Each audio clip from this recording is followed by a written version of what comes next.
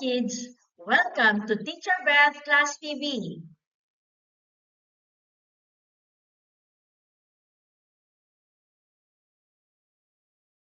Today, we're going to discuss about plant habitats. By the end of this lesson, you will be able to describe different plant habitats, explain how habitats provide the needs of plants, and identify the amazing adaptations that help plants survive. So, let's begin our exciting science adventure.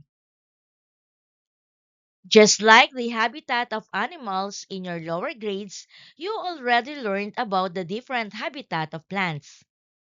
You discovered that some plants live on land, some live in water and in the air.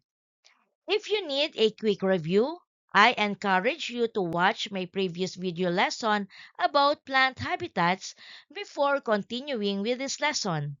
It will help you remember the basic concepts and prepare you for our more detailed discussion today. Once you're ready, let's begin. Where do you usually see these plants? The coconut tree, water lily, orchids, and mangrove. Every plant grows in a place where it can get everything it needs. That place is called its habitat. A habitat is the natural home of a plant or animal. It provides everything needed for survival. Just like humans need food, water, and air, plants also have basic needs. First is sunlight. Plants use sunlight to make their own food through a process called photosynthesis. Second is water. Water helps transport nutrients throughout the plant and keeps it healthy. Third is soil. Healthy soil provides nutrients, minerals, and support for the roots. Fourth is air. Plants take in carbon dioxide and release oxygen. And lastly, plants need nutrients. Nutrients help plants grow stronger, produce flowers, and bear fruits. Without these five basic needs, plants cannot survive. Plants live in different habitats. Each habitat provides the basic needs plants need to survive and grow. Plants can be classified according to their habitats. They can be terrestrial or aquatic. Plants cannot simply grow anywhere. A plant needs a suitable habitat to live. Its habitat should have enough food, water, air, and soil for the plant to survive. There are different kinds of habitats that a plant can live in, maybe on land or in water. Some plants may grow even in dry places with excessive sunlight or in areas with abundant water. Plants have specialized structures that help them adapt to the environmental conditions of their habitat. Each plant has its own perfect habitat. Terrestrial plants. Plants that grow on land are called terrestrial plants. We see them almost everywhere in gardens, farms, forests, mountains, and even deserts. Different colorful flowering plants such as santan, yellow bell, and macahiya live in the garden. These plants make the area attractive to pollinators such as bees and butterflies, which aid in plant reproduction. The desert is hot, dry, and receives very little rain. Despite these harsh conditions, desert plants still thrive because they have special adaptations. One of the best examples of a desert plant is the cactus. The cacti or cactus are well adapted to dry environments. How does the cactus survive? Their thick, fleshy stems store water, allowing them to survive prolonged periods without rain. They also have a waxy coating that reduces water loss. They also have a widespread root system to absorb as much water as possible. Instead of leaves, they have spines which help them save water and protect them from animals. Have you ever visited the beach? What trees do you usually see? That's right, coconut trees.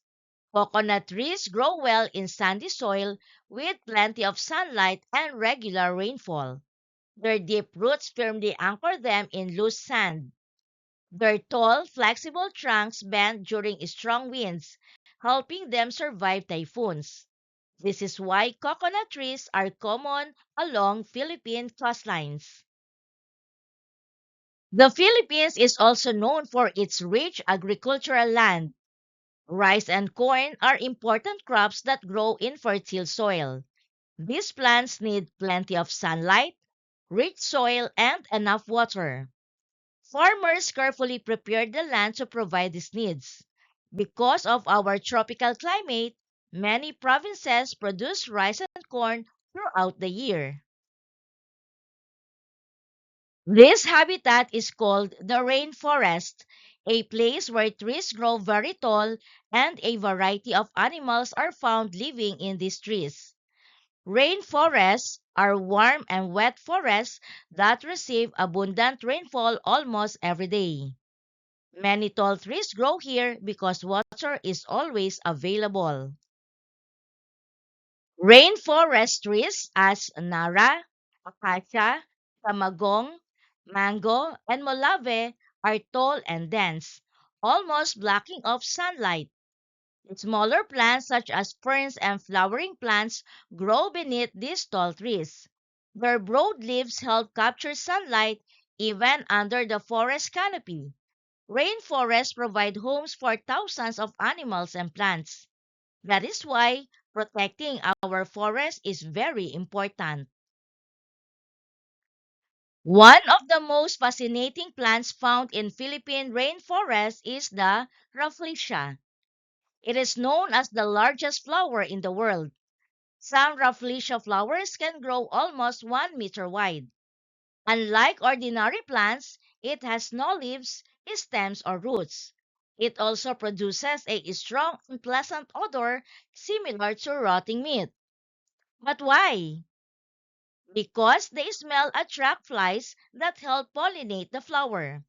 Even though it smells unpleasant, Rafflesia is a very rare and important part of our country's biodiversity.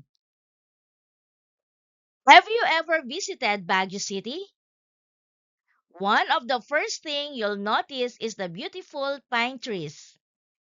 Unlike most tropical trees, pine trees thrive in cool mountain climates. Their needle-like leaves reduce water loss.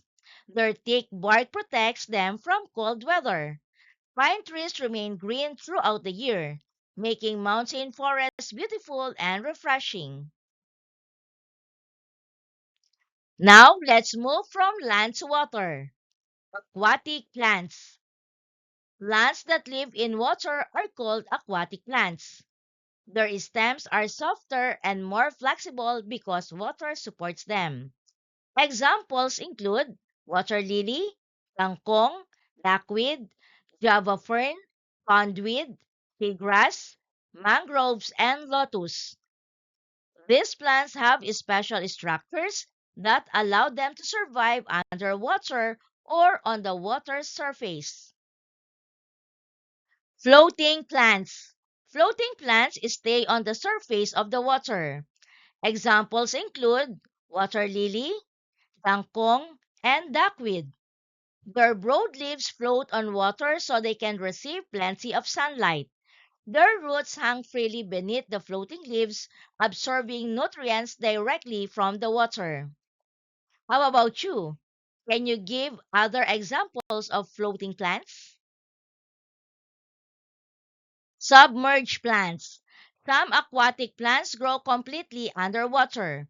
Examples include pondweed, java fern, seagrass, and alodia. These plants have soft stems because they do not need to support their own weight. Instead of absorbing water through roots alone, Their leaves also absorb nutrients and dissolve gases directly from the surrounding water. Mangrove swamps are wetlands commonly found along the seashore. Mangroves are amazing trees that grow along coastlines. Unlike ordinary trees, mangroves can survive in salty water. They have specialized roots that grow above the ground. These roots help them breathe and remain stable during changing tides. Mangroves also protect coastal communities by reducing the force of waves and preventing soil erosion. They provide homes for fish, crabs, birds, and many other animals. Mangroves are nature's protectors. Mangroves may grow in mud and salt water, but their impact helps the whole world.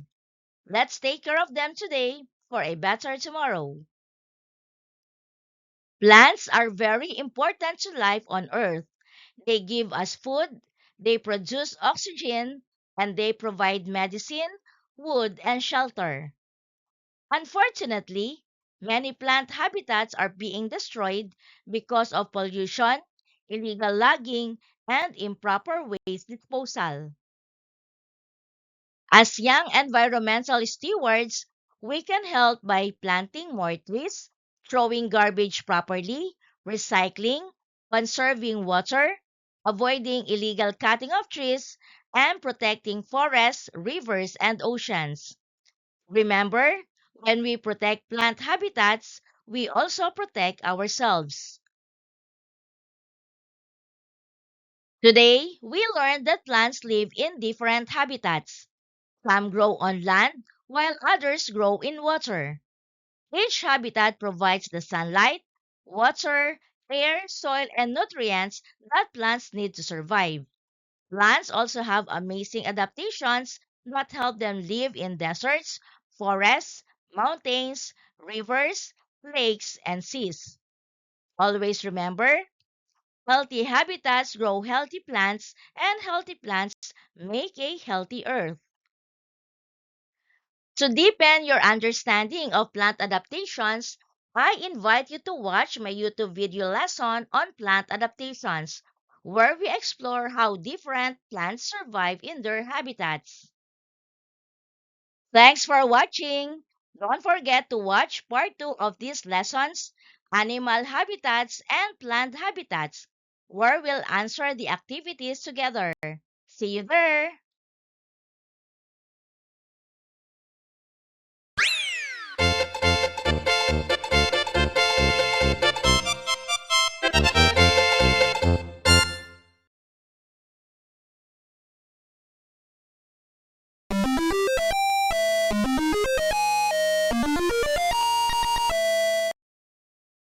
Thank you for joining me.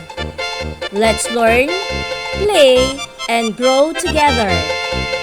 Teacher Beth Class TV. Subscribe, like, and share. Thank you.